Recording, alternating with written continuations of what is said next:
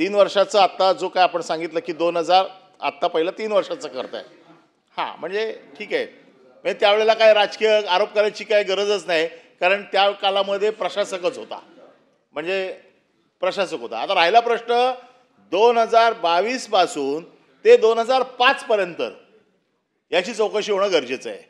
मागच्या ही परत परत लक्षवेधी आणली जाते, म्हणजे त्या दिवशी लक्षवेधी आणली, उत्तर दिलं गेलं, अजून प्रसादचं समाधान झालं नाही. ते उंदीर कुठे गेलेत?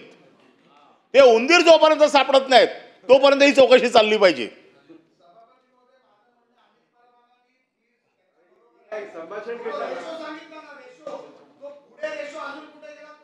हा, शोधला पाहिजे. मी माझं तेच म्हणणं आहे, याची पूर्ण चौकशी झाली पाहिजे. फक्त जे सांगितलं गेलं मगाशी की खिचडीसारखं होता कामा नये. जो खिचडीचा मालक तो बाहेर का? तो ह्यांच्या पंखाखाली आहे. आणि खिचडीचा मॅनेजर आत का? तर तो अजून तुम्हाला दबला नाहीये. म्हणजे हे सगळं होता कामा नये. आता मी ह्या वेळेला सविस्तर माझं म्हणणं आहे, सविस्तर चर्चा आणा याच्यावरती. मुंबईच्या मिठी नदी हा एक विषय आणा. म्हणजे एकदाच काय तो त्याचा फैसला होऊन जाऊ देत. आणि त्याचा अध्यक्ष राजन सिंगला बनवा त्या आयोगाचा, कारण त्याला माहिती आहे महापालिका. मी जे काय बोलतोय हे राजन सिंग एवढं कोणालाच माहित नाही.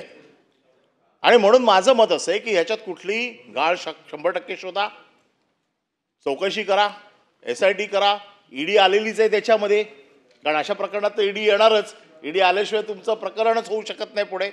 आता जे परत परत SIT नेमलेली आहे, SITची चौकशी आहे, परत परत ह्या शिळ्या कडीला ऊत देऊन बदनामी कोणाची तरी करायची, कुठेतरी डायरेक्शन द्यायचं, हा या प्रश्नाच्या मागचा उद्देश आहे असं मला वाटतं. कदाचित चुकीचं असेल, पण माझं म्हणणं असं आहे की चौकशी करायची आहे ना.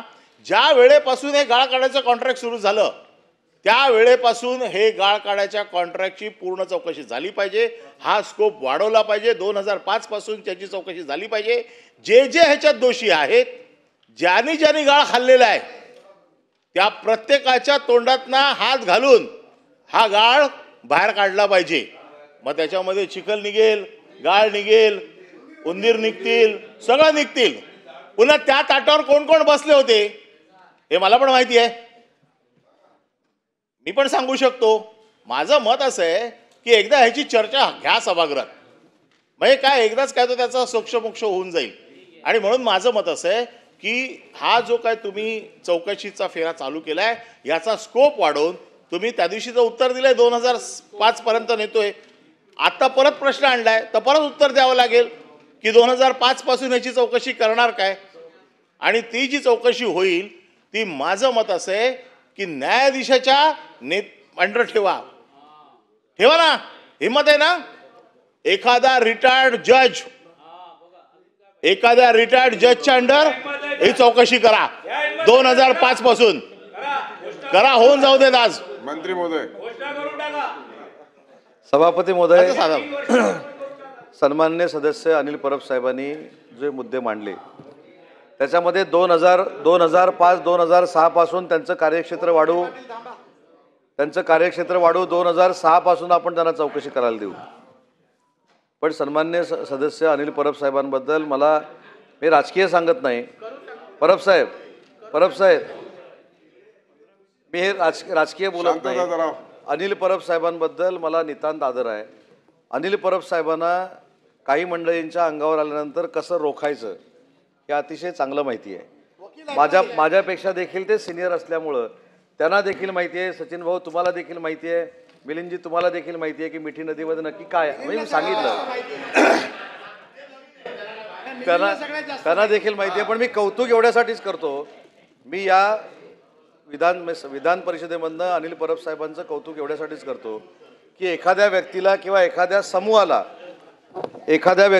एखाद्या समूहाला कशा पद्धतीनं प्रोटेक्ट करायचं हे जर कोणाकडनं शिकायचं असेल तर त्याच्यामध्ये अनिल परब साहेबांचा हात कोणी धरू शकत नाही. त्याच्यामुळे 2006 पासून आपण अनिल परब साहेब चौकशी करूच, त्याच्याबद्दल काही प्रश्न नाही. परंतु जे अटकेमध्ये आहेत त्यांचे संबंध कोणाशी आहेत, जे अटकेमधनं अटकपूर्व जामीन घेऊन बाहेर आलेले आहेत त्यांचे संबंध कोणाबरोबर आहेत, याच्यामध्ये ज्यांचं कोणाचं नाव घेतलं हे नाव जरी नसलं तरी सँटेनो मोरिया कोण आहे हे देखील आपल्या सगळ्यांना माहिती आहे. त्याच्यामुळे माझं मत की 2006 पासून याची चौकशी झाली पाहिजे, हे परब साहेबांनी सांगितलेलं आहे, ते आपण चौकशी करूच. पण 2012ला मी पुन्हा एकदा परब साहेब रिपीट करतो, 2012ला स्थायी समितीमध्ये कोण असेल त्यांची चौकशी होईल, जे कोण असतील त्यांचा रेशो बघतील, उंदीर कुठं गेले हे देखील होईल, उंदीर खाण्यासाठी मांजरं किती आली ते देखील होईल, हे सगळं होईल. पण सगळ्यात मुद्दा कुठं आहे की 2012ला डम्पिंग ग्राउंडचा नियम बदलून हे ज्यावेळी प्रायव्हेट कन्सल्टंटला प्रायव्हेट जागेमध्ये गाळ टाकण्याचा जो निर्णय झाला त्याच्यामुळं पुढे हे सगळं घडलेलं आहे. आणि हे परब साहेबांना देखील माहिती आहे. परब साहेबांनी जो मुद्दा या ठिकाणी मांडला चौकशीच्या बाबतीतला परब साहेब, तो पारदर्शकपणाने केला जाईल.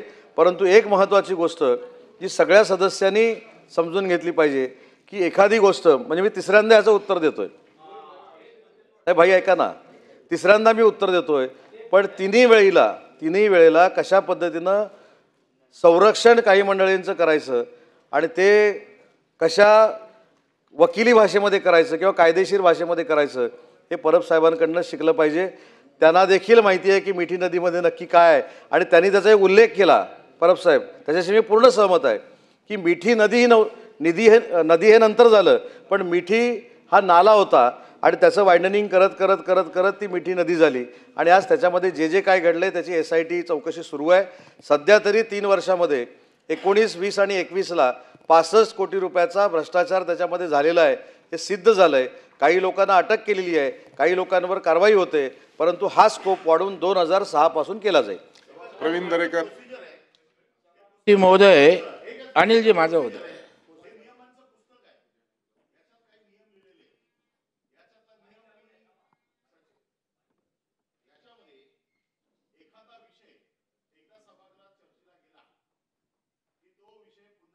की नाही, पण तुम्ही तर बोलून झालं. नाही, 1 मिनिट ना, एकच मिनिट. आपला अधिकार आहे, आपल्याला कायद्याचं नॉलेज आहे, आपल्याला माहिती आहे. आमच्या बऱ्याचशा लक्षवेधी प्रश्न झाले आहेत, अर्धा तास चर्चा झाली आहे म्हणून लक्षवेधी नाकारली जाते, 93 नाकारली जाते, कारण विषय चर्चेला गेला आहे. माझं काय नाही, आता घ्या, उद्या परत घ्यायच्यावरती चर्चा, आमची हरकत नाही.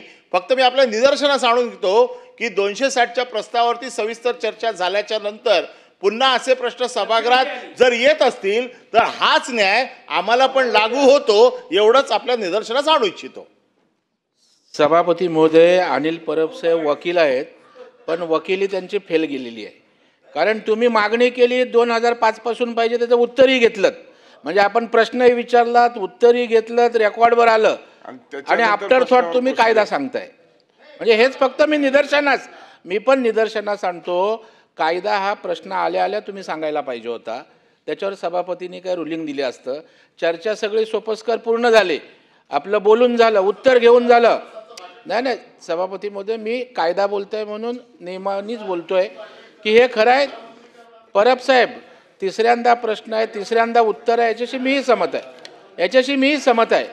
सभापती महोदय, आपल्याकडे माझी विनंती आहे की म्हणजे शेवटी या विधिमंडळात 3-3दा प्रश्न येणार, 3-3दा उत्तर देणार, SIT नेमल्यानंतर SIT त्या ठिकाणी वेळ मागणार, म्हणजे काय अर्थच नाही. सर्वोच्च सभागृह म्हणतो SIT नेमल्यानंतर टाईम बाउंड व्हायला पाहिजे.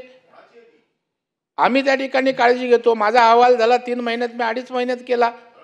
जर आम्ही लोकप्रतिनिधी एवढे सतर्क असू तर माझी विनंती एवढीच आहे की SITचा आणखी टाईम बाउंड, नाही SITने वेळ मागितला ना वाढून आपल्याकडे, आपण देणार आहात की नाही मला माहीत नाही, परंतु SITला महिन्याचा वेळ टाईम बाउंड काहीतरी करा ना. टाईम बाउंड जर केलं नाही तर असंच भिजत राहतं, प्रश्न येतात, उत्तरं देतात, न्याय मिळत नाही. सभापती, माझा एवढाच प्रश्न आहे की आपण आता SIT होईल का, 1-2 महिने जे लावाल तो, परंतु ही निवड प्रक्रिया जी होती ना ती पारदर्शक होती का? कारण बेसिक जो उद्देश आहे की इथे अनियमिततेच्या आणि निकृष्ट कामाच्या तक्रारीवरून या सगळ्या कंत्राटदारांना काळ्या यादीत सभापतीमध्ये टाकलं होतं, तर त्यांना पुन्हा काम देण्यात आलंय का? म्हणजे काळ्या यादीत टाकलंय आणि पुन्हा तुम्ही काम दिलं असं झालंय का? याचं उत्तर त्या ठिकाणी सभापती महोदय मला पाहिजे. गाळ उपसा न झाल्यामुळेच नव्हे तर गाळ नदीच्या काठावर टाकल्यामुळे सभापती महोदय तो गाळ परत त्या ठिकाणी नदीत आला किंवा जो नाला आहे त्याच्यामध्ये आला, पुन्हा त्या ठिकाणी नाळे भरले गेले आणि त्याच्यामुळे हा गाळ तिथे साचून राहिला. त्याच्यामुळे रोगराई, तिथल्या जलचरांना धोका निर्माण, त्या ठिकाणी होतो. या संदर्भात पर्यावरणाच्या अँगलनी सुद्धा आपण लक्ष दिलं पाहिजे. आणि तिसरा प्रश्न सभापती महोदय, की या सगळ्यावर देखरेख ठेवण्यासाठी किंवा तुमच्या नियमाची अंमलबजावणी करण्याकरता आपण क्षेत्रीय स्तरावर प्रशिक्षित अशा प्रकारचं कुठलंच मनुष्यबळ आपल्याकडे उपलब्ध नाही, तर ते आहे का? नसेल तर त्या संदर्भात आपण काय करणार आहात?